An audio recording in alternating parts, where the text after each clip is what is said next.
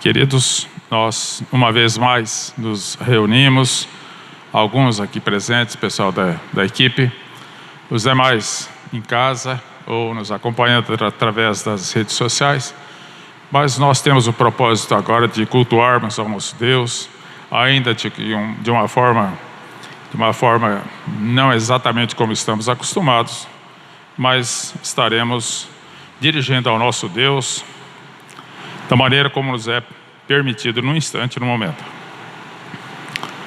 Proponho a todos, tanto os presentes quanto aqueles que nos acompanham, que abram as suas Bíblias no Salmo de número 23, para uma leitura devocional. Salmo de número 23, estaremos lendo numa leitura única, um breve comentário. O Salmo diz que o Senhor é o meu pastor. É um salmo do rei Davi. Atentando então para a leitura. O Senhor é o meu pastor, nada me faltará. Ele me faz repousar em pastos verdejantes. Leva-me para junto das águas de descanso. Refrigera minha alma. Guia-me pelas veredas da justiça, por amor do seu nome. Ainda que eu ande pelo vale da sombra da morte, não temerei mal nenhum, porque tu estás comigo. O teu bordão e o teu cajado me consolam. Preparas-me uma mesa na presença dos meus adversários.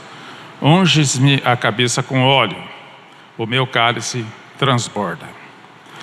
Bondade e misericórdia certamente me seguirão todos os dias da minha vida, e habitarei na casa do Senhor para todo sempre. O Salmo de número 23, quando nós lemos e nele meditamos, ele deve produzir em nós um desejo de falar com o nosso pastor, o nosso grande pastor, o nosso Deus. Quando analisamos o Salmo de número 23, o Senhor é o meu pastor, o nosso coração e mente se movem em direção ao Senhor, que é o nosso bom pastor. E esse movimento do coração em direção a Deus é o começo de uma oração sincera. A contemplação do nosso Deus é o ponto alto da experiência da oração. E é a profunda comunhão com Deus que nos envolve completamente e transforma a nossa vida. Salmo de número 23, então, é um desafio para que oremos ao Senhor. E eu te convido nesse instante a acompanhar e que você também esteja orando ao nosso Deus dentro desse propósito de estarmos servindo a Ele. Oremos.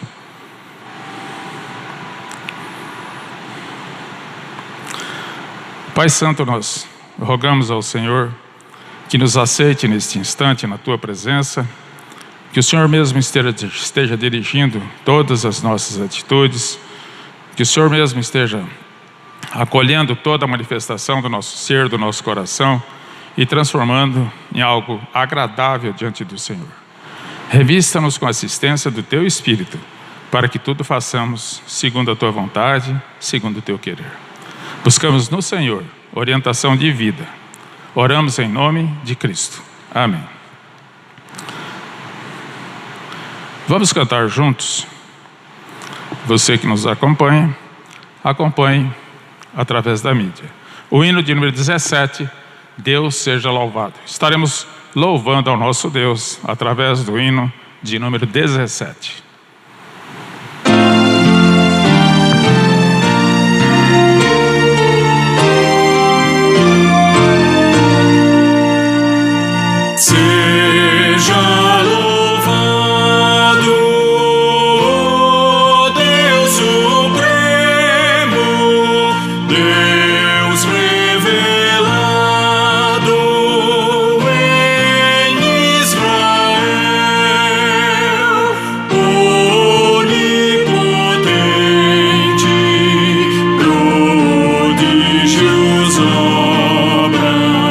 Sempre clemente.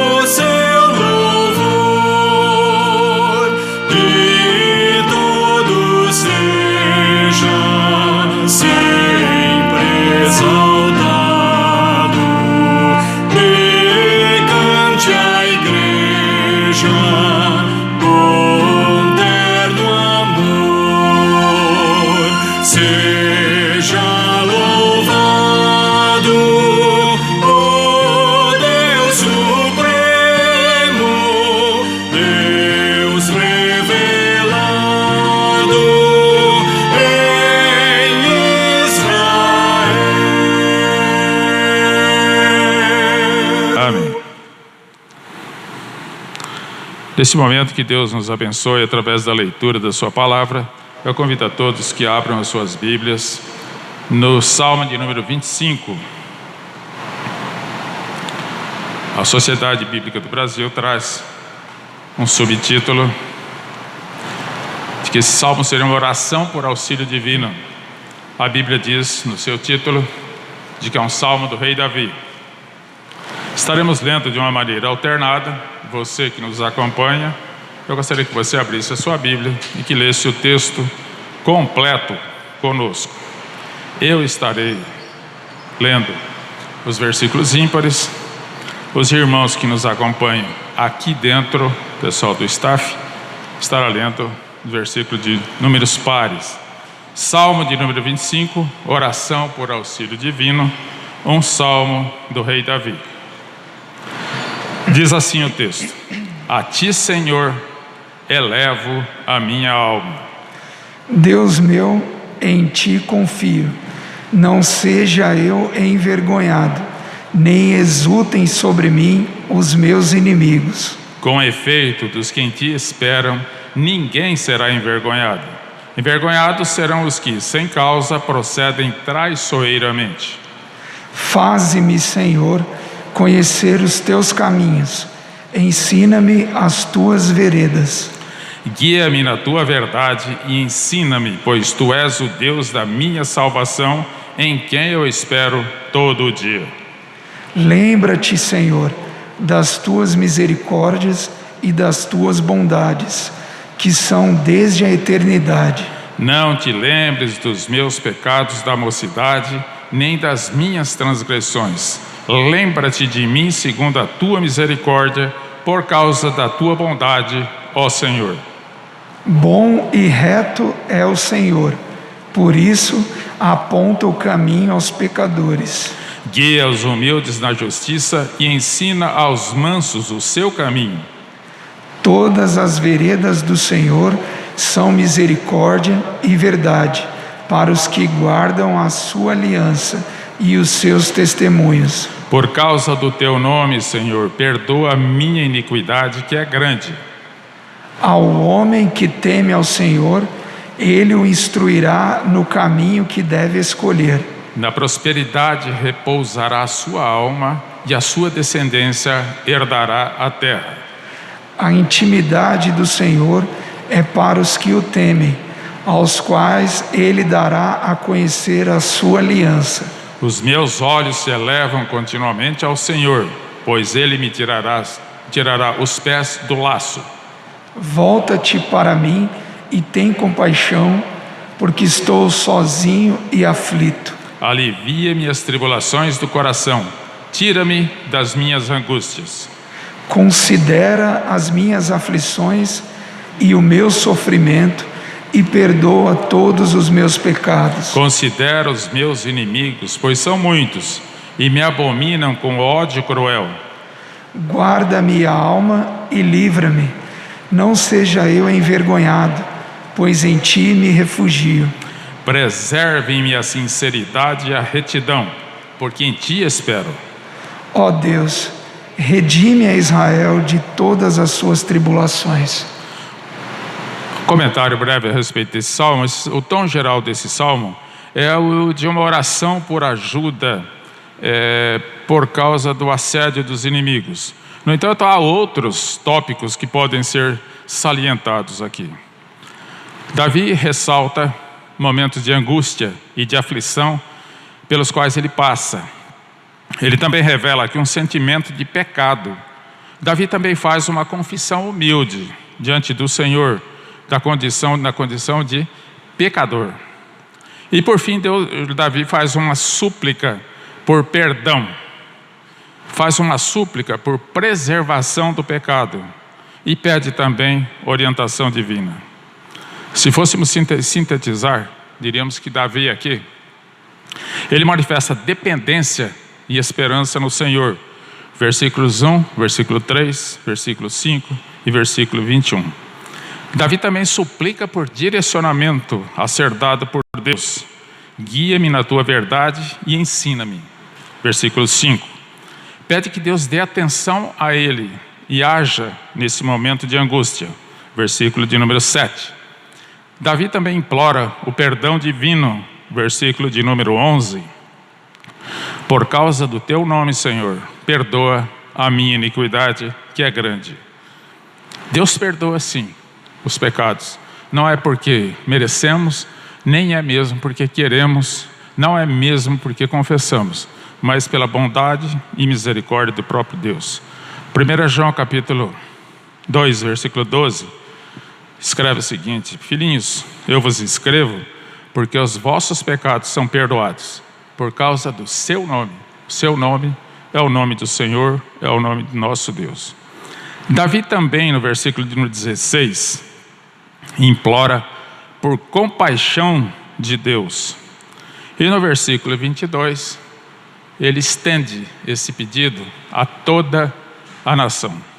Ele diz no versículo 22, ó Deus, redime a Israel de todas as suas tribulações.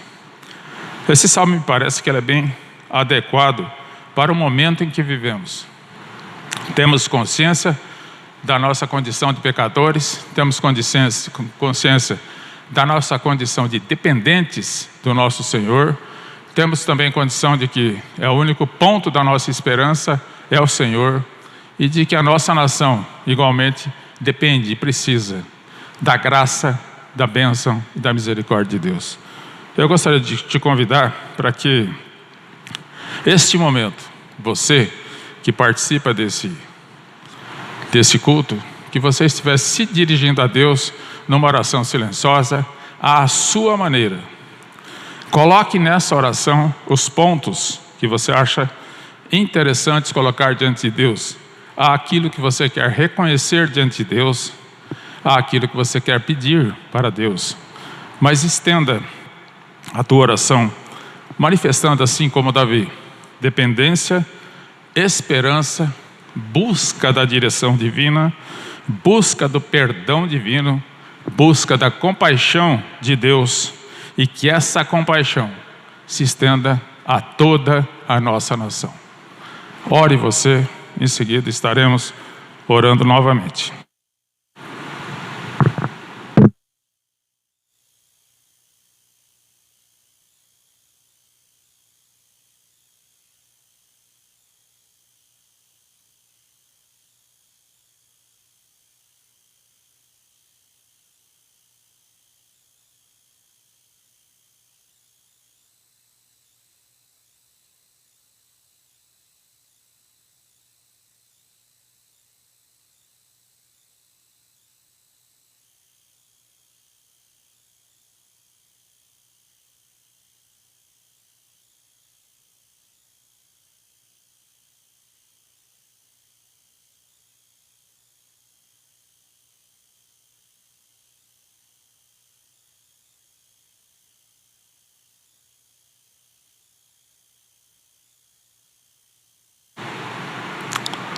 Santíssimo Deus, nosso Pai, assim como o rei Davi, ao escrever o Salmo de número 25, manifestou através dessa oração uma dependência total do Senhor, uma esperança que ele reconheceu que só poderia depositar no Senhor.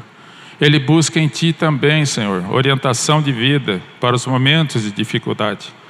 Assim como Ele, também nós queremos manifestar essa mesma dependência, essa mesma esperança e buscar no Senhor direção para a nossa vida.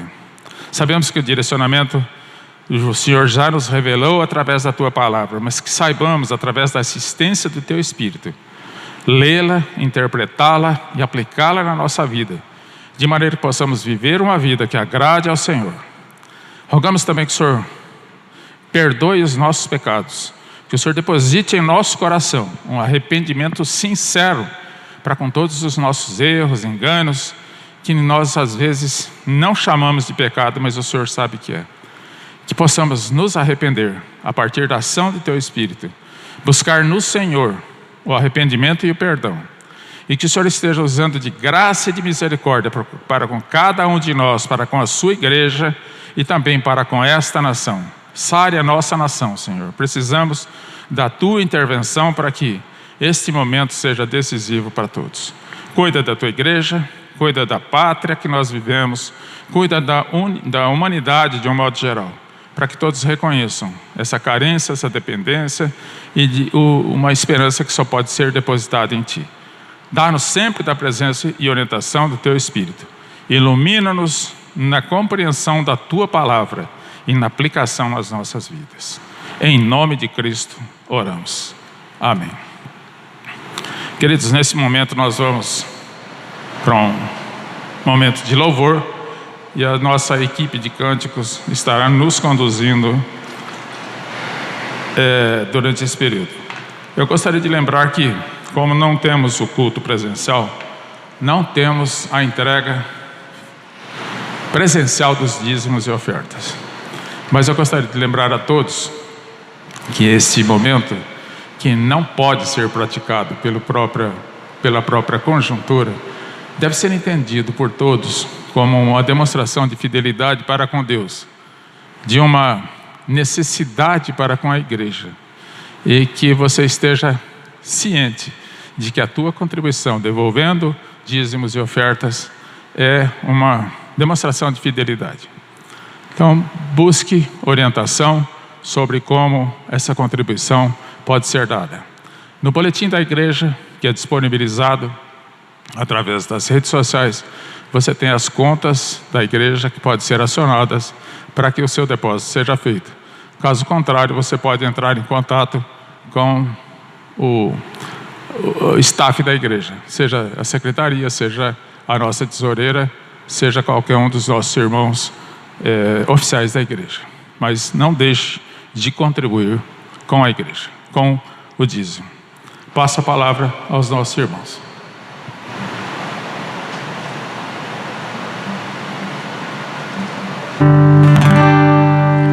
Boa noite, irmãos.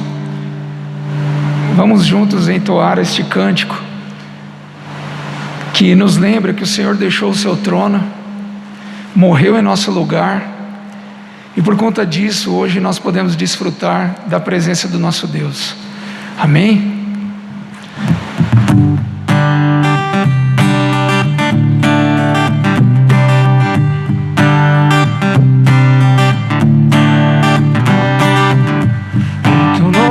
Exaltarei,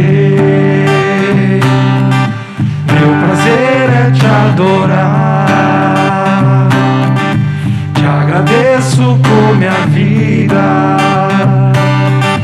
pois viestes me salvar, deixaste o trono para mostrar-nos a luz do teu trono até a cruz, minha dívida pagar, morrendo na cruz, da morte até o trono, teu nome exaltarei.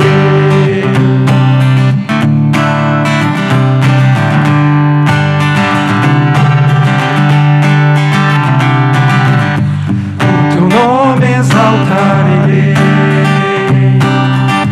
meu prazer é te adorar, te agradeço por minha vida, pois viestes me salvar, deixaste o trono para mostrar-nos a luz do teu trono até a cruz, minha dívida pagar, morrendo na cruz, da morte até o trono, teu nome exaltarei. Deixaste o trono para mostrar-nos a luz do teu trono até a cruz, minha dívida pagar, morrendo na cruz, da morte até o trono, teu nome exaltarei. Mais uma vez. Deixaste o trono para mostrar-nos a luz do teu trono até a cruz, minha dívida pagar, morrendo na cruz, da morte até o trono, da morte até o trono, nome exaltarei.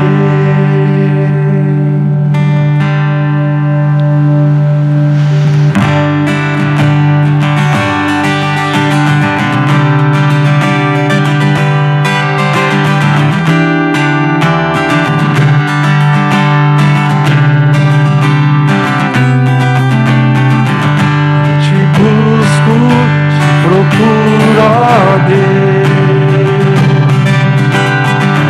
no silêncio tu estás. Eu te busco, toda hora espero em ti, revela-te a mim, conhecer-te eu quero mais. Eu te quero ouvir tua voz. Sim, eu te quero mais.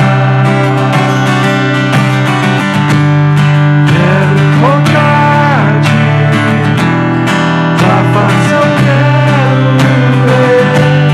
Sim, eu te quero mais. Seguindo para o alvo eu vou, a coroa conquistar. Vou lutando, nada pode me impedir. Eu vou te seguir, conhecer-te eu quero.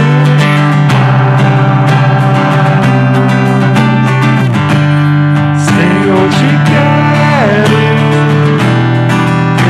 ouvir tua voz. Sim, eu te quero mais. Quero tocar-te, tua face eu quero ver. Sim, eu te quero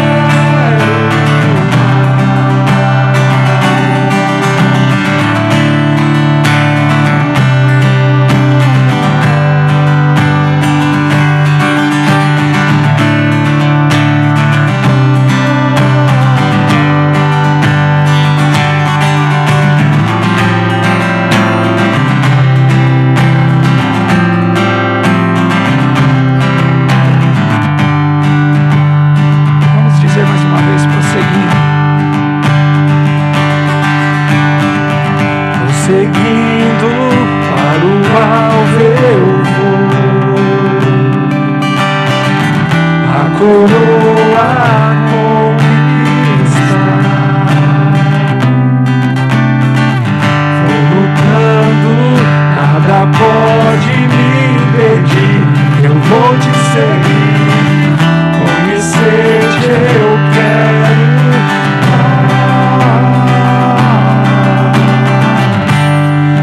Eu te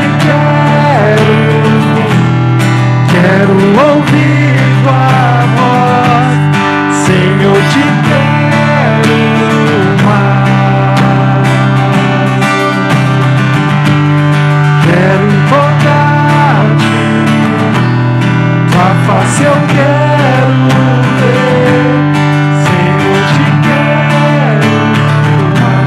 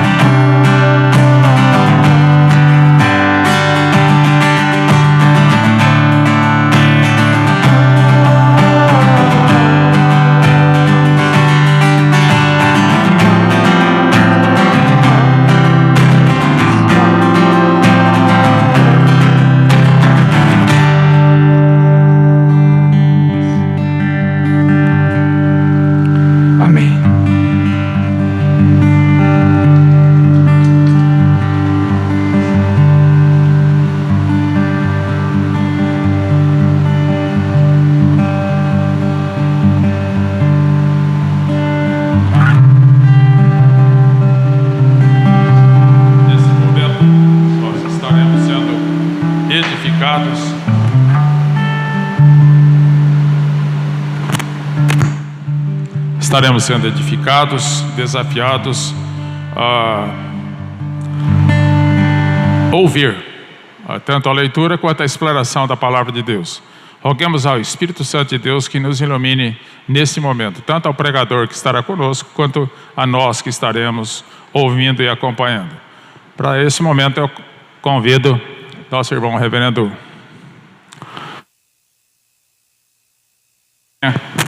à frente para a explanação.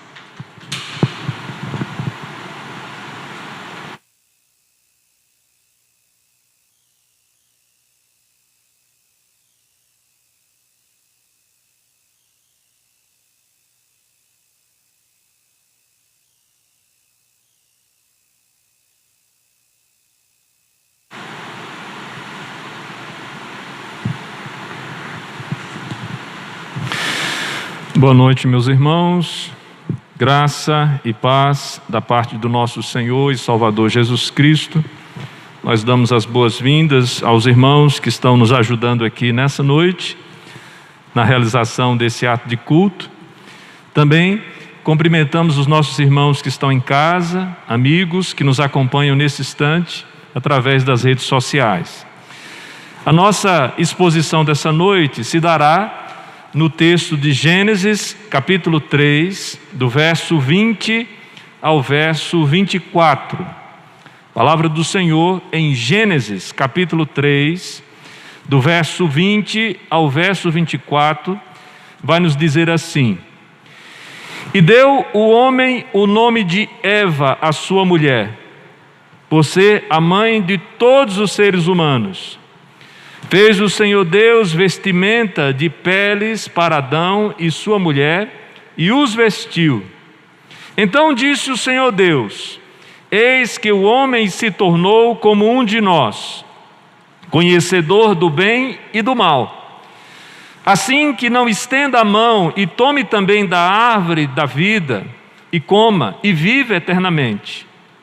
O Senhor Deus, por isso, o lançou fora do jardim do Éden, a fim de lavrar a terra de que fora tomado. E expulsou o homem, colocou querubins ao oriente do jardim do Éden, e o refugiu de uma espada que se revolvia para guardar o caminho da árvore da vida. Oremos mais uma vez, supliquemos assim a ação do nosso Deus sobre nós. Senhor, nós queremos agradecer pelo privilégio de nos reunirmos aqui nessa noite, tanto para cultuar o Senhor, como também para a realização dessa transmissão, onde temos a expectativa de que o Senhor fale ao nosso coração através da exposição da Tua Palavra, que o Teu Espírito Santo aplique todos esses ensinamentos ao nosso coração, e que o Senhor transforme as realidades que são detestáveis diante de Ti, e que nós sejamos a cada dia lapidados, moldados à semelhança do Teu Filho Jesus. Oramos assim na esperança de que o Senhor edifique a Tua igreja, que o Senhor preserve as nossas vidas, que o Senhor nos fortaleça espiritualmente, que o Senhor nos faça enxergar adiante naquilo que o Senhor tem propositalmente colocado na nossa trajetória. Oramos na confiança que temos em nome de Jesus. Amém. Meus queridos irmãos, vivemos dias de inquietude, de medo, de incerteza, de falta de sossego. E tem um hino dentro do Novo Cântico que nos chama a atenção pela sua forma, pela sua mensagem de alento, consolo e fortalecimento na nossa dor, no nosso luto e no nosso sofrimento agora global. O hino 254, Sossegai. Esse hino, ele traz como letra, como proposta musical, as seguintes palavras, as seguintes estrofes: Mestre, tão grande tristeza me quer hoje consumir. Na dor que perturba minha alma, te imploro, vem me acudir. De ondas do mar que me encobrem, quem me virá valer? Não tardes, bom mestre, estou quase a perecer. Mestre, chegou a bonança. Em paz vejo o céu e o mar. O meu coração goza calma, que não poderá findar. Firme ao teu lado, ó Mestre, dono da terra e céu, eu hei de chegar bem seguro ao porto, destino meu. O nosso tema de hoje, meus irmãos, tem tudo a ver com a melodia, com a letra, com tudo aquilo que esse hino produz a nós. O tema é sobre a salvação além da queda, com base no texto que lemos em Gênesis, capítulo 3, do verso 20 ao verso 24. Na nossa última exposição, aqui também em Gênesis, capítulo 3, nós terminamos no versículo 19, que dizia: porque tu és pó, e ao pó tornarás, deixando claro uma declaração de morte, morte em decorrência da maldição do pecado. Aqui nós somos cientificados de que a transgressão do homem e da mulher, das fronteiras estabelecidas por Deus, não ocasionou a vida elevada que eles desejavam. Pelo contrário, trouxe morte, dor e vergonha. Entretanto, é importante considerar que a morte física aqui representa tanto a ruína, como também um favor da parte de Deus. Ruína porque torna toda a atividade humana vã. E um favor porque nos livra da eterna consignação com a maldição imposta por conta do pecado. Fica evidente na narrativa de Moisés, meus irmãos, após uma ação de juízo da parte de Deus, seguirá a expressão da sua graça redentora, já preludicamente apresentada em Gênesis capítulo 3, versículo 15. Agora, a partir do versículo 20, onde nós podemos perceber isso? Nós podemos perceber, em primeiro lugar, na expressão de esperança que brota do coração do homem. No versículo 20, olha o que o texto vai dizer: e deu o homem o nome de Eva à sua mulher, por ser a mãe de todos os seres humanos. A mulher, meus irmãos, é designada pelo homem agora por uma expressão pessoal, não mais genérica, apontando agora para a missão que a mulher havia recebido. Lembrando os irmãos que o significado do nome Eva já vai estar presente no próprio versículo. Diz: mãe de todo vivente, mãe de todos os seres humanos, em uma outra tradução. E o que isso vai apontar, o que é que isso vai trazer ao coração daqueles que estão ouvindo a narrativa de Moisés, que estão prestes a tomar conta da terra prometida, que precisariam viver em aliança com Deus? Vai gerar no coração dessas pessoas uma esperança viva, eficaz, que brota da revelação que nós recebemos da parte de Deus. Comentando esta passagem, Bruce vai dizer aqui: ao dar-lhe Adão o nome de Eva, dá-se o início da esperança. Adão vê sua restauração em relação a Deus, crendo na promessa de que a mulher fiel gerará o descendente que derrotará Satanás.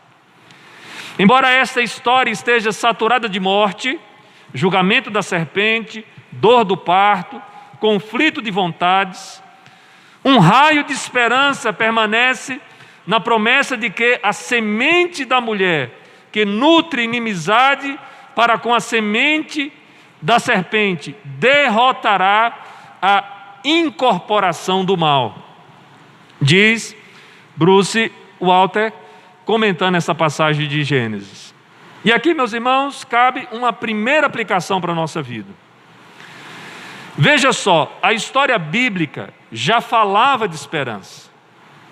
Mesmo no contexto de morte, surge a esperança ao homem da parte de Deus. De repente, no meio de uma sentença de juízo, Deus age firmando uma promessa de esperança. A referência à descendência da mulher traz o tema da inimizade contra os descendentes da serpente, Gênesis 3,15. A semente da mulher, hoje sabemos que é Jesus Cristo, derrotará a incorporação do mal. E no verso 20, esse indício já estava presente. Mas em segundo lugar, a salvação, além da queda, pode ser percebida na cobertura que Deus vai dar para a vergonha humana. Veja o verso 21 agora, o que é que ele diz. Fez o Senhor Deus vestimenta de peles para Adão, sua mulher, e os vestiu. Perceba que as folhas de figueira não foram eficientes, lá em Gênesis capítulo 3, versículo 7. As folhas de figueiras que foram cozidas, que foram costuradas pelo homem, cobriram apenas parte do corpo, se mostraram inadequadas para cobrir a vergonha dos dois. E a pergunta é: o que foi necessariamente feito para remediar tal constrangimento da parte de Deus? O comentarista, mais uma vez, vai dizer: agora, com o sacrifício de um animal, Deus confecciona para eles túnicas que descem até os joelhos ou até os tornozelos. E aí nós precisamos agora perceber que Deus faz para o casal aquilo que, mesmo tentando, não consegue por si mesmos, conforme estava lá em Gênesis 3, versículo 7. Um sacrifício de um animal e a confecção de vestimentas descreve a imagem do terno cuidado de Deus pelo casal. Por meio do seu sacrifício, ele restaura o casal alienado, a comunhão com ele e entre si. Seguirá, meus irmãos, agora por diante, a nota desta canção por toda a história humana, que Deus agiu redentivamente, que Deus agiu favoravelmente, que Deus trabalhou paternalmente, cobrindo a nudez, cobrindo a vergonha daquele homem e daquela mulher. E seguindo essa mesma nota, essa mesma canção, o autor de Hebreus, no capítulo 9, verso 22, vai nos dizer: com efeito, quase todas as coisas, segundo a lei, se purifica com sangue, e sem derramamento de sangue não há remissão. Torna novamente o autor de Hebreus, no capítulo 9, verso 26 a 28. Agora, porém, ao se cumprirem os tempos, se manifestou uma vez por todas para aniquilar pelo sacrifício de si mesmo o pecado. E assim, como aos homens está ordenado morrerem uma só vez, vindo depois disto o juízo, assim também Cristo, tendo se oferecido uma vez para sempre para tirar os pecados de muitos, aparecerá a segunda vez, sem pecado, aos que o aguardam para a salvação. Nesse sentido, irmãos, também precisamos aplicar o que aprendemos aqui no versículo 21 à nossa vida. Meus irmãos, paliativos humanos nunca foram eficazes e suficientes para resolver os grandes dilemas da humanidade de forma definitiva. Hoje, nós buscamos a cobertura vacinal como uma resolução definitiva para a crise de saúde. No aquecimento da economia, uma resolução definitiva para a nossa crise de sustento. Na revelação de profecias catastróficas dos falsos profetas para amenizar nossa crise de fé. No entanto, as Escrituras anunciam o terno cuidado de Deus pelos seus eleitos, que por meio do sacrifício definitivo do seu único Filho, providenciado pelo próprio Deus, terão de uma vez por todas as suas vergonhas cobertas e a restauração da comunhão com Ele e entre si mesmos. Meus irmãos, nosso problema não se resolve apenas escapando da morte pela Covid-19. Existem outros tipos tão desoladoras quanto. Meus irmãos, nosso problema não se resolve apenas alimentando o corpo. Temos fome e sede de vida, de justiça, de amor, antes mesmo da crise que nos abateu. Meus irmãos, nosso problema não se resolve apenas com esclarecidas ou após esclarecidas falsas notícias, falsas profecias.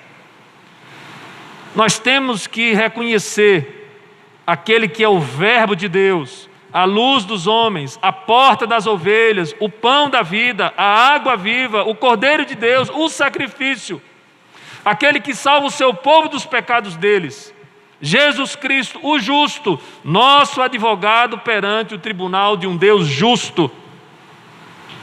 O que o texto nos fala é exatamente sobre esta possibilidade que nós temos em Deus, que providencia a maneira como de fato nós podemos ser cobertos, como nós podemos ser salvos.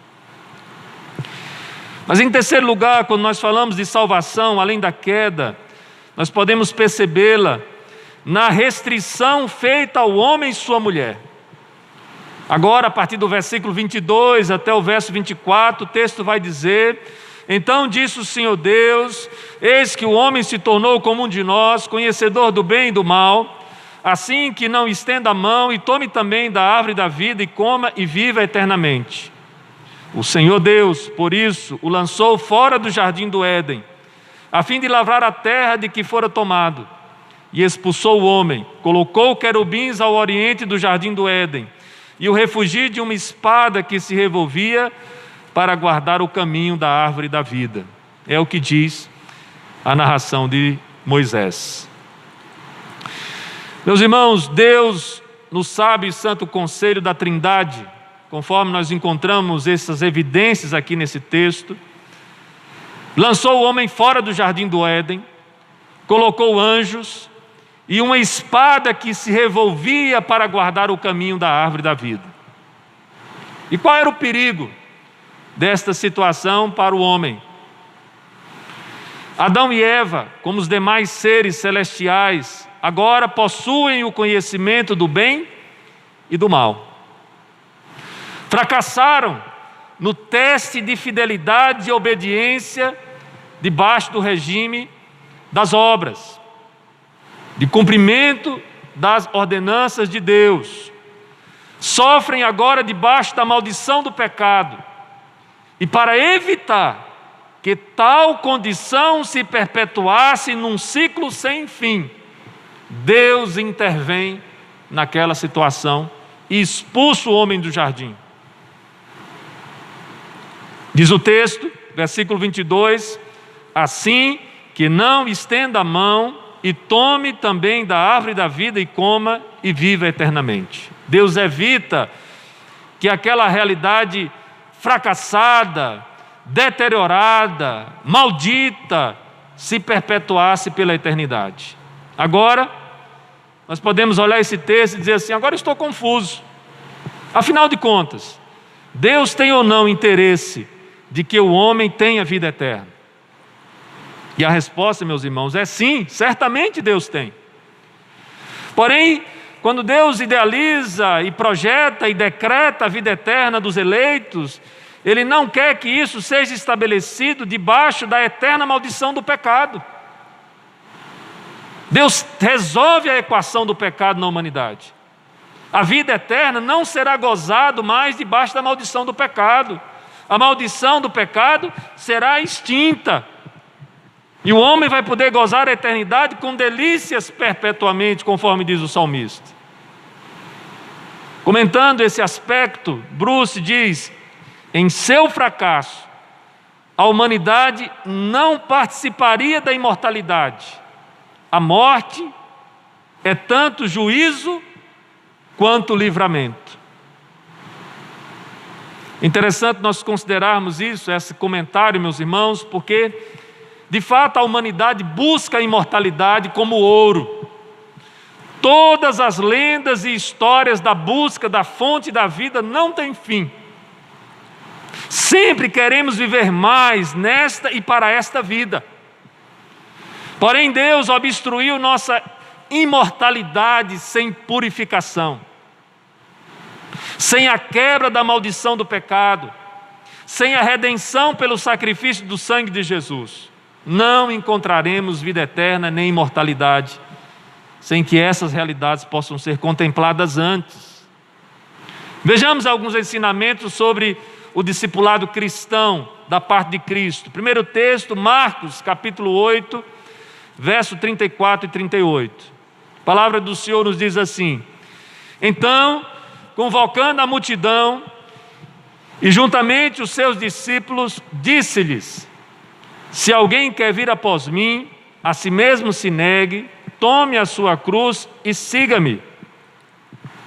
Quem quiser, pois, salvar a sua vida, perdê-la-á. E quem perder a vida por causa de mim e do Evangelho, salvá-la-á. Que aproveita o homem ganhar o mundo inteiro e perder a sua alma? Que daria o homem em troca de sua alma? Porque qualquer que, nesta geração adúltera e pecadora, se envergonhar de mim, das minhas palavras, também o Filho do Homem se envergonhará dele, quando vier na glória de seu Pai com os santos anjos. O que é que Jesus está querendo dizer? É que existem valores muito mais valiosos do que a vida terrena que nós temos. Porque se nós quisermos preservar esta vida, em detrimento de galgarmos o caminho do discipulado cristão, de seguir após Cristo, nós perdê-la-emos. Mas se nós quisermos, de fato, nos entregarmos a Cristo, negar a nós mesmos, tomar a sua cruz e segui-lo, mesmo que nós venhamos perder a nossa vida por causa de Cristo e do Evangelho, nós salvá-la-emos. Nesse texto, meus irmãos, nós podemos parar aqui e tentar extrair dele pelo menos 3 lições que eu gostaria que você guardasse no seu coração e levasse essas lições para a leitura das Escrituras e para a aplicação na sua própria vida. Primeira lição: é através da providência divina em ir em direção ao homem que a esperança é reavivada no meio de um cenário de morte, dor e sofrimento. Se nós estamos vivendo hoje um cenário de morte, dor e sofrimento, como é pertinente, como é comum para uma humanidade caída, que vive debaixo do pecado, nós precisamos clamar ao Senhor para que nos visite com a sua providência, nos dando ciência, nos dando conhecimento, nos dando estratégia, nos dando maneiras, nos dando medicamentos, nos dando vacinas, nos dando tratamentos adequados para que nós possamos lidar com essa situação. A segunda lição: é somente através do sacrifício vicário de Cristo que a nossa vergonha é coberta diante de um Deus tão santo como o nosso. Não tem outra cobertura. Aqui não pode ser a cobertura do ateísmo, não pode ser a cobertura da falsa espiritualidade, aqui não pode ser a cobertura do pensamento positivo, aqui não pode ser a cobertura da religiosidade. A única cobertura suficiente para que nós tenhamos condição de não só ter uma vida plena na condição que vivemos hoje e ainda almejarmos a eternidade, é a cobertura do sangue de Jesus. Terceira lição, meus irmãos: o único caminho da vida eterna é Cristo, o único. Hoje se fala, por conta até do nosso secretismo religioso, que existem vários caminhos que levam a Deus. A Bíblia diz que só existe um único caminho. Não é possível chegar à vida eterna, gozar a vida eterna, se não for através de Cristo. O que mostra que todas as demais expressões religiosas acabam sendo falsas, enganosas, mentirosas. Porque somente Cristo é a mediação que nos leva a Deus. Somente através do seu sacrifício e do seu sangue que nós poderemos obter a vida eterna. O profeta Isaías já dizia isso no passado. Isaías 53, verso 3 ao verso 7, diz lá: era desprezado e o mais rejeitado entre os homens, homem de dores e que sabe o que é padecer. E como um de quem os homens escondem o rosto, era desprezado, e dele não fizemos caso. Certamente ele tomou sobre si as nossas enfermidades e as nossas dores levou sobre si. E nós o reputávamos por aflito, ferido de Deus e oprimido. Mas ele foi transpassado pelas nossas transgressões e moído pelas nossas iniquidades. O castigo que nos traz a paz estava sobre ele, e pelas suas pisaduras fomos sarados. Todos nós andávamos desgarrados como ovelhas, cada um se desviava pelo caminho, mas o Senhor fez cair sobre ele a iniquidade de nós todos. Ele foi oprimido e humilhado, mas não abriu a boca. Como cordeiro foi levado ao matadouro, e como ovelha muda perante os seus tosqueadores, ele não abriu a boca. Isso no Antigo Testamento, o profeta Isaías já referia desta maneira. Mas quando nós chegamos no Novo Testamento, no último livro da Bíblia, Apocalipse, escrito pelo evangelista João, no capítulo 22, verso 14, a Escritura ainda é mais enfática a respeito da cobertura do sangue de Jesus. Ele diz assim, João: bem-aventurados aqueles que lavam as suas vestiduras no sangue do Cordeiro, para que lhes assista o direito à árvore da vida e entre na cidade pelas portas. Interessante nós considerarmos esse detalhe aqui, nessas duas passagens, Gênesis 3, 20 a 24 e Apocalipse 22, verso 14. Em Gênesis 3, o caminho da árvore da vida está sendo obstaculado, está sendo impedido. Deus expulsa o homem do jardim, coloca os querubins e uma espada que se revolvia para proteger o caminho da árvore da vida. Agora, nós vamos descobrir que o caminho para a árvore da vida é o Senhor Jesus. E aqueles que tiverem as suas vestiduras lavadas pelo sangue do Cordeiro, veja que as vestiduras que Deus já propicia desde Gênesis 3, essas vestiduras que tem aí o seu prenúncio em Gênesis 3, agora nós conseguimos enxergar que as vestiduras elas se tornam eficientes quando são cobertas pelo sangue do Cordeiro. Portanto, Gênesis 3, Isaías 53, Apocalipse 22, fala a respeito da salvação que nós temos além da queda, que se estabelece em nosso Senhor Jesus Cristo, e não em outro lugar, e não em outro caminho. Mas concluindo, meus irmãos, a mensagem nessa noite, eu gostaria de retornar à introdução da mensagem, quando nós recitamos aqui a letra do hino 254, Sossegai. Um outro título para esse hino é Mestre, o mar se revolta. Sossegai é um dos títulos que nós conhecemos. É interessante nós considerarmos a letra desse hino, de fato, porque quando uma experiência espiritual profunda e confortante encontra o alcance desejado, certamente traz conforto à alma dos outros, como este hino tem feito há muitos e muitos anos. Só para que vocês tenham uma ideia, a partitura mais antiga desse hino é datada de 1876. Provavelmente nenhum de vocês aqui era nascido ainda. A própria autora, a missionária Mary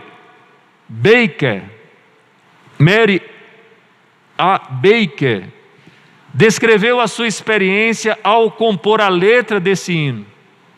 Veja só o testemunho dela abaixo.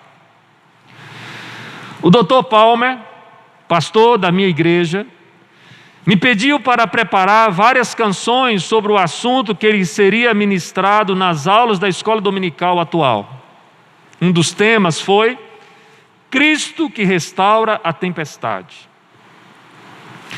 Esse tema da aula exprimia uma experiência que eu tinha passado recentemente, e este hino foi o resultado dessa experiência. Um irmão muito querido e único, um jovem de rara graciosidade e de caráter reto, tinha acabado de falecer, vítima da mesma doença que já tinha tomado meu pai e minha mãe. Sua morte ocorreu em circunstâncias particularmente angustiantes. Ele estava a quase 2.000 quilômetros de distância de casa, procurando no ar ameno e ensolarado sul do país a cura que nosso clima mais frio não podia lhe dar. De repente, ele piorou. Eu também estava doente e não podia ir até ele.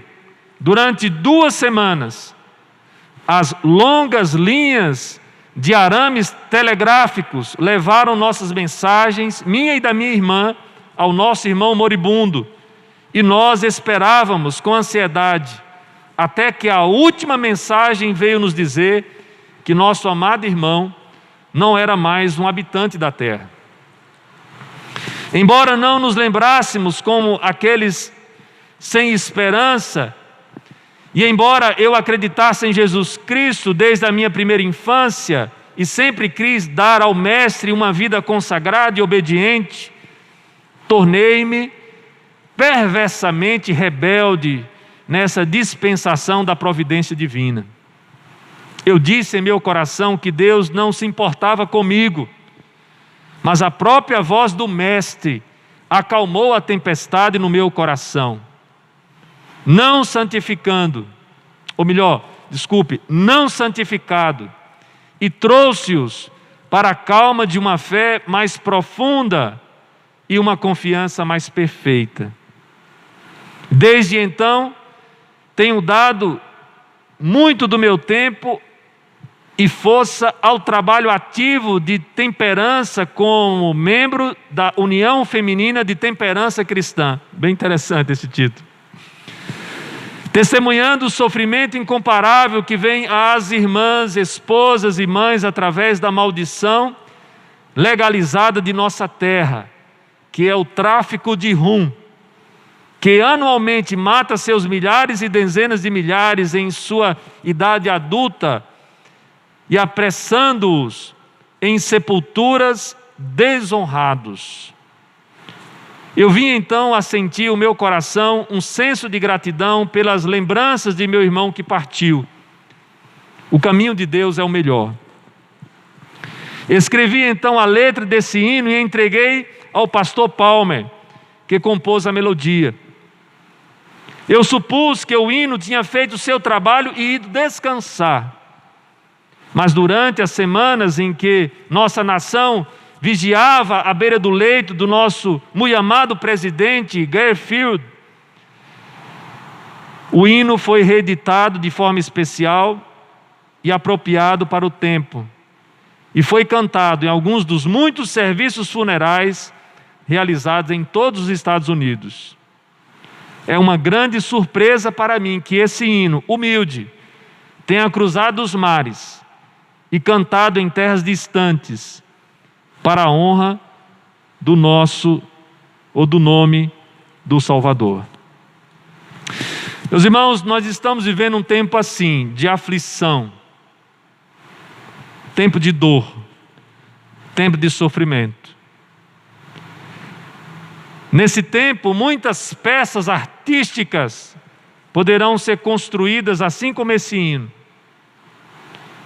E outros que virão depois de nós poderão ler e serem consolados com a única verdade que pode nos trazer esperança nessa noite.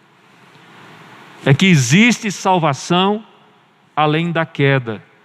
Salvação em nosso Senhor e Salvador, Jesus Cristo. Oremos nesse instante. Senhor, nós queremos agradecer mais uma vez e de forma mais efusiva pela alegria que o Senhor coloca em nosso coração por pertencermos a Ti, Senhor. Nós sabemos, ó Deus, que o que é comum, que o que é pertinente neste mundo é a morte, a dor e o sofrimento. No entanto, ó Deus, quando nós olhamos para a cruz do Senhor, para o Teu sacrifício vicário, para a Tua morte expiatória, o nosso coração se enche de esperança, de que com o Senhor nós estamos seguros, que nós estamos salvos, pela graça e pelos méritos da cruz, e que mesmo que a morte venha nos assaltar, ou que venha assaltar os nossos, venha assaltar a nossa cidade, venha assaltar o nosso estado, o nosso país, o mundo, aqueles que estão em Cristo, ainda que morram, viverão. Louvado seja o nome do Senhor por conta disso. E nesse momento, ó Deus, nós queremos suplicar a Ti que não só console o coração daqueles que estão sentindo a falta dos seus entes queridos, dos seus amigos, dos seus irmãos, dos seus pais, dos seus filhos, mas que o Senhor também fale ao coração desse povo, Senhor. Fale sobre essa esperança maravilhosa que nós temos em Cristo, a cobertura dos nossos pecados pelo sangue do Calvário. Que o Senhor derrame graça, ó Deus, sobre a vida de todos. Nós oramos assim, em nome e para a glória de Jesus. Amém. Recebem a bênção, meus irmãos. Que a graça do nosso Senhor e Salvador Jesus Cristo, o amor do Deus Pai Todo-Poderoso, Criador do céu e da terra, e a ação consoladora e confortadora do Espírito Santo, esteja sobre nós, e assim sobre todo o povo de Deus sobre a terra. Amém.